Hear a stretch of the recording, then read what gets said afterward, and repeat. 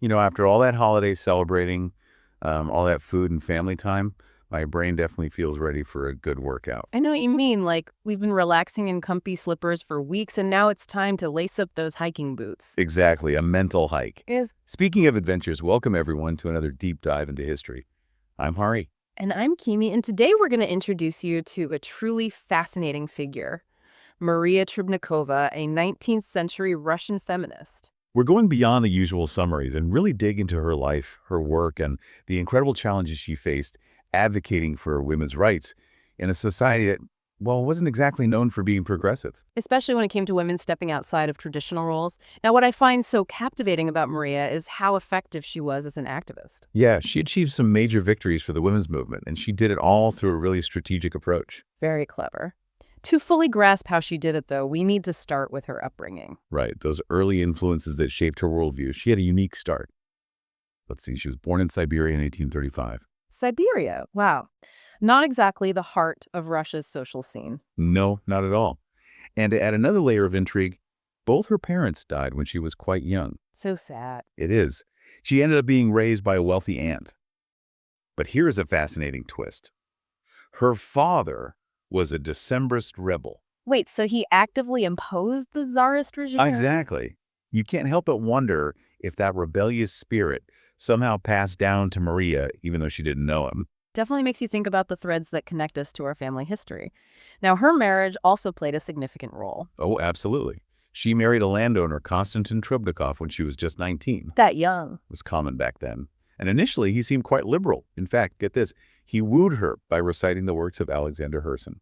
The radical writer who criticized the Tsar and the entire social order, that's an interesting way to win someone's heart. You have to admire the intellectual approach. Yeah. But as we'll see, Konstantin's liberalism didn't exactly last. Ah, so he wasn't the progressive partner she might have hoped for.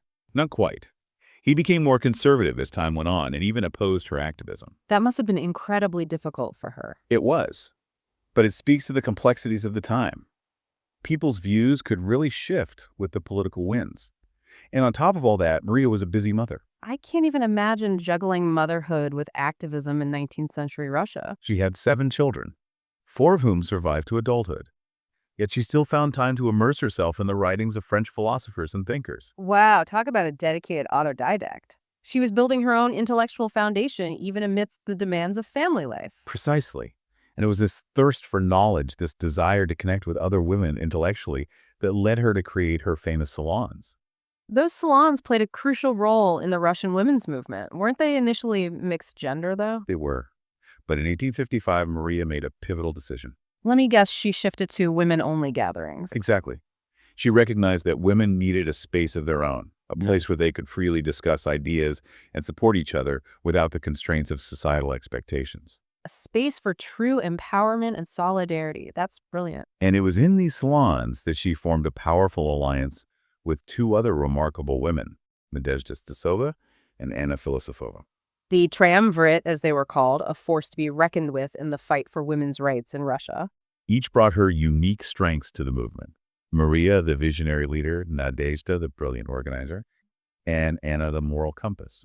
Together, they made a formidable team. But what I find really interesting is that they deliberately chose not to adopt the radical nihilist image. That's a really important point because at that time, nihilism was associated with rejecting all authority and tradition. It was seen as quite dangerous and threatening by the establishment. Exactly. So by distancing themselves from that label, Maria and her allies were able to operate more effectively within the system. They understood that sometimes you need to work from within to create lasting change. And their campaign for women's education is a prime example of that strategic approach. It's amazing how they used that, Tolstoy dismissing them, calling them sheep, and turn it into fuel for their movement. It definitely fired them up.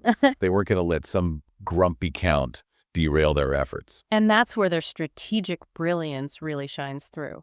They could have gotten bogged down in a public battle with Tolstoy. Which probably wouldn't have gone anywhere. Right. Instead, they chose a more subtle path. Working behind the scenes, leveraging their connections, and, appealing to those within the government who were more sympathetic to their cause. And it paid off. In 1870, the Vladimirsky courses were established. A major milestone for women's education in Russia. Finally, women had access to higher education courses in history, literature, even the sciences. It was a huge victory, And it really set the stage for future progress.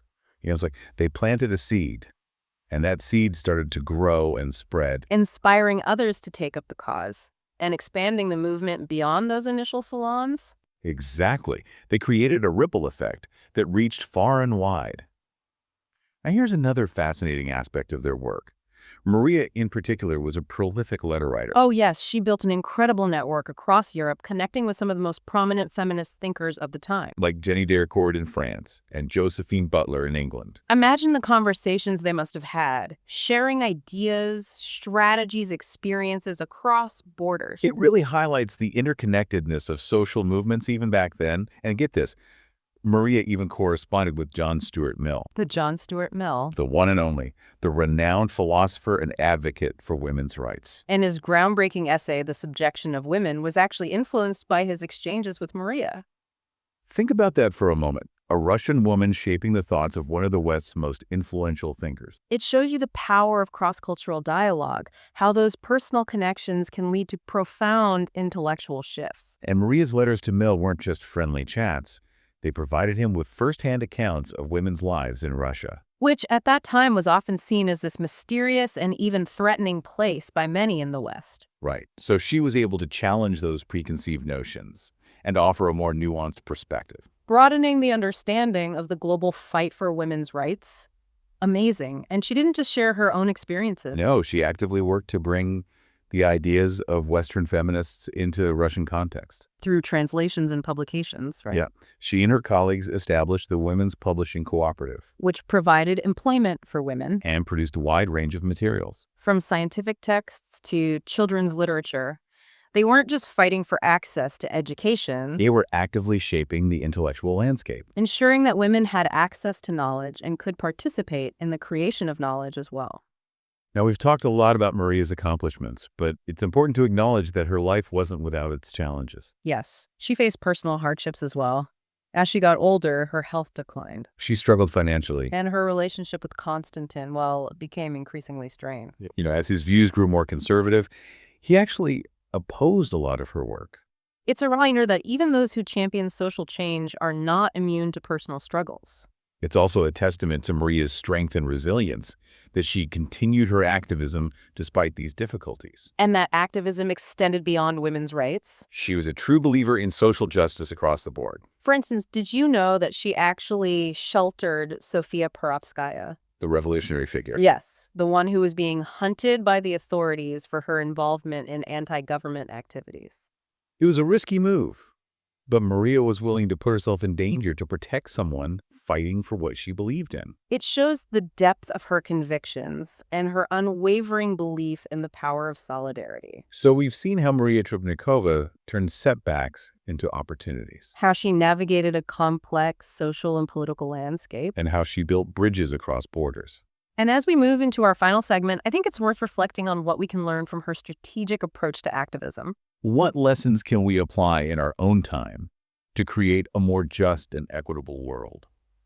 When I think about her legacy, one of the biggest lessons for me is that we need both idealism and a practical strategic mindset. Totally agree. It's not enough to just have a vision for a better world. We have to figure out how to make that vision a reality. Exactly. And Maria shows us that real change often happens incrementally.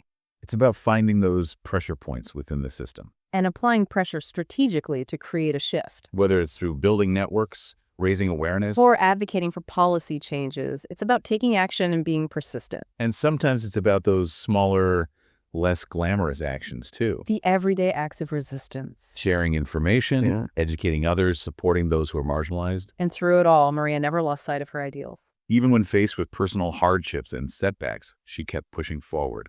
Her story reminds us that resilience and perseverance are essential qualities for anyone who wants to make a difference. And that even small actions can have a ripple effect. Creating change that extends far beyond ourselves. And it's not just about grand gestures or dramatic confrontations, Sometimes the most effective change happens quietly and persistently. like planting a seed and nurturing it, and then it blossoms into a movement. Maria's legacy is a powerful reminder that we all have the potential to be agents of change. Regardless of our background or our circumstances. We can each find our own ways to contribute to a more just and equitable world. So as we wrap up this deep dive into the life of Maria Trubnikova, we want to leave you with a question. How can we be inspired by her example to create positive change in our own lives and communities? What actions can we take today to make a difference? What seeds of change can we plant that will blossom into a better future? Thank you for joining us on this journey of discovery. And until next time, keep questioning, keep exploring, and keep striving for a world that reflects our shared values of justice, equality, and compassion.